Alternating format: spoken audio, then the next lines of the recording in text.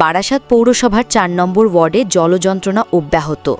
গত ২ মাস ধরে ভারী বৃষ্টির ফলে একাধিক জায়গায় জল জমে গেছে। নিকাশি ব্যবস্থার বেহাল দশা। বারবার পৌরসভাকে জানিয়েও কোনো লাভ হয়নি।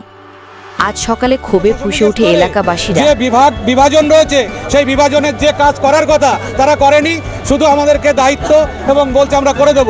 আমরা চাই অনগোয়িং প্রসেসে এই কাজগুলো হয়ে যাবে, সেইভাবে হয়ে গেলে আমাদের কোনো ক্ষোভ বিক্ষোভ নেই। আমাদের এই গত 15 দিনের বেশি হয়ে গেছে আমরা এই জলের তলায় বসবাস করছি। কেউ এসেছিল আসে আমাদের এলাকায় ঢোকে না, দূরের থেকে খবর পেয়ে ফোন করলে আর ফোন ধরে না ম্যাডামরা। তাদের বক্তব্য আমরাও জলে ভেসে গেছি, কলা পর্যন্ত জল, ঘরের ভিতর চন্দ্রকোনা সার ঢুকছে, ছেলে মেয়ে স্কুলে যেতে পারছে না।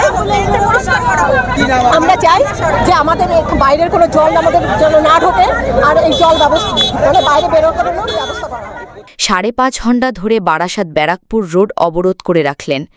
যান চলাচল সম্পূর্ণ স্তব্ধ।